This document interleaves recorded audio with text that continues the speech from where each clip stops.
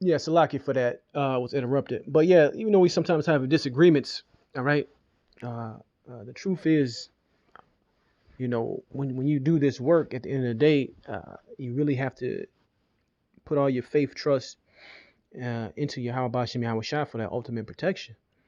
All right, let's go back. Same individual that doesn't have enough love for his people to do the same thing that we do has enough hatred to attempt to murder his people. Um, you know, so but yeah, like I said, this happened this past Saturday.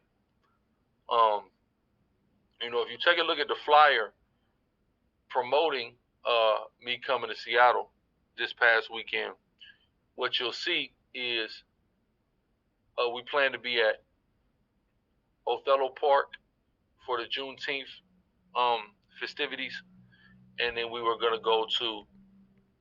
And that's the disagreement, man.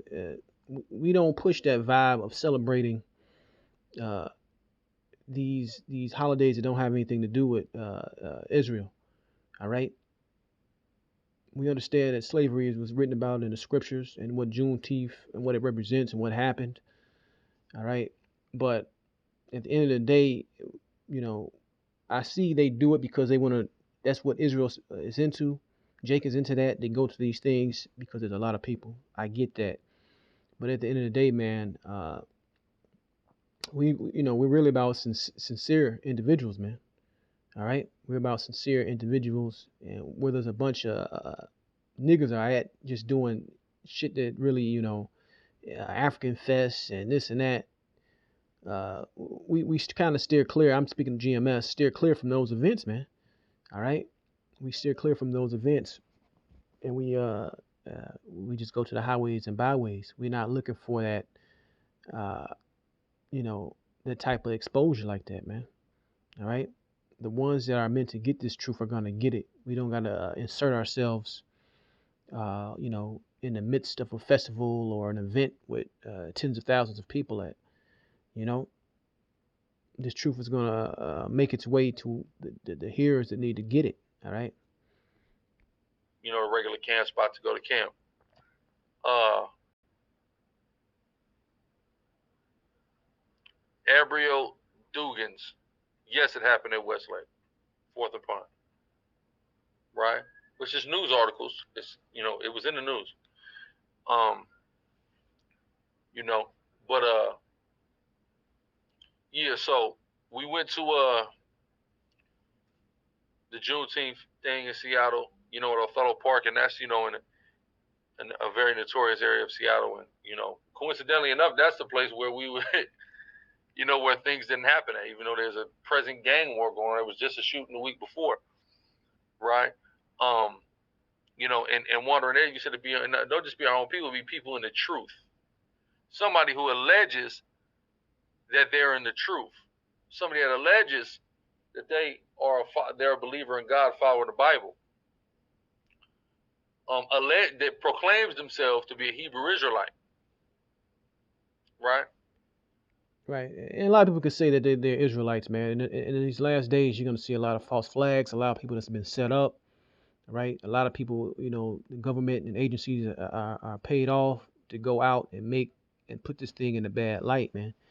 Because all these years, we don't push to go out there and do any kind of violence or crazy acts or this or that or the other.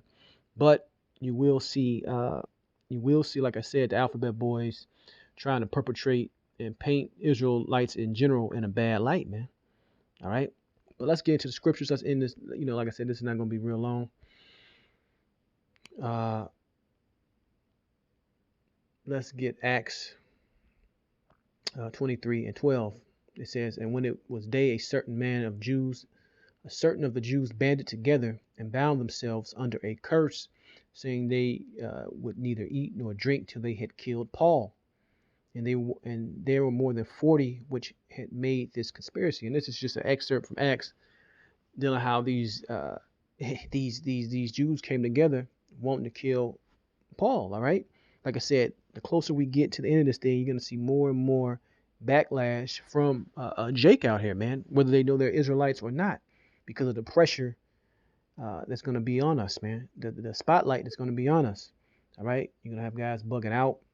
You're gonna have people set up, people losing everything, and it's gonna make a lot of individuals, go crazy, man. All right, because we're gonna be put under that fire, man.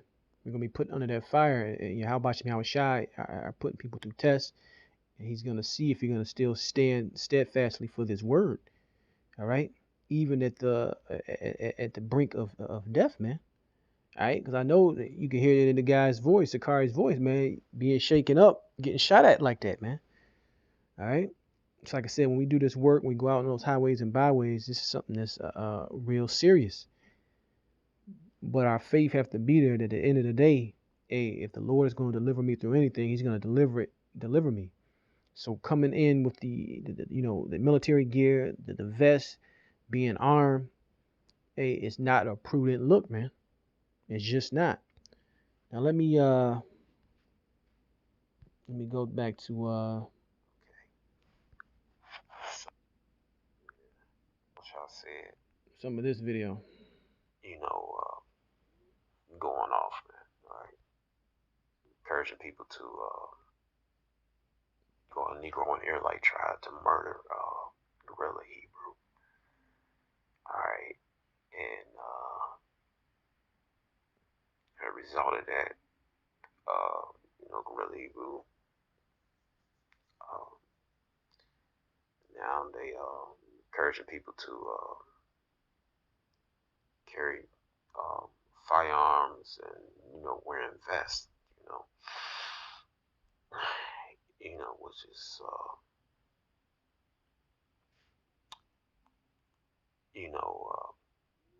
going off, man. Right. This thing is spiritual. It's not carnal, man. Like the Lord is the ultimate protection. Those firearms and that vest ultimately won't protect you unless Yahweh Shah sanctions those things to protect you. Because you could easily just get shot in the head, and that's it.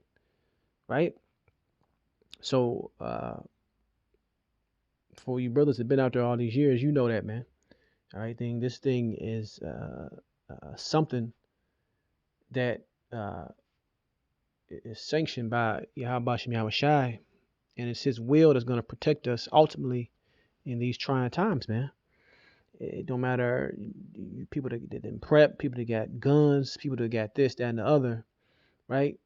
Those things necessarily aren't bad within themselves, but the ultimate protection is having faith in Yahweh Shai, not pushing to be armed at camp, not pushing to have on military gear at camp.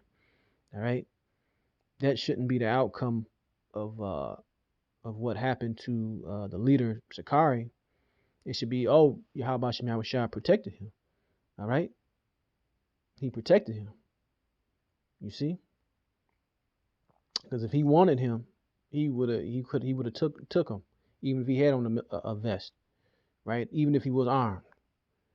Because if it's ultimately your time, it's your time. Now let's go back. Let's get this right here, man. Because our people, hey, the Lord sent us to these people knowing that we're gonna get pushback, man. All right, that's a part of this thing. All right, and these are the stripes, these are the trials, these are the things that we must endure for the furtherance of this gospel, man.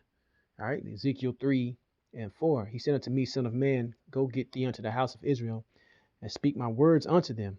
For thou art not sent to a people of a strange speech and of a hard language, but to the house of Israel. Not as many people of a strange speech and of a hard language, whose words thou cannot understand.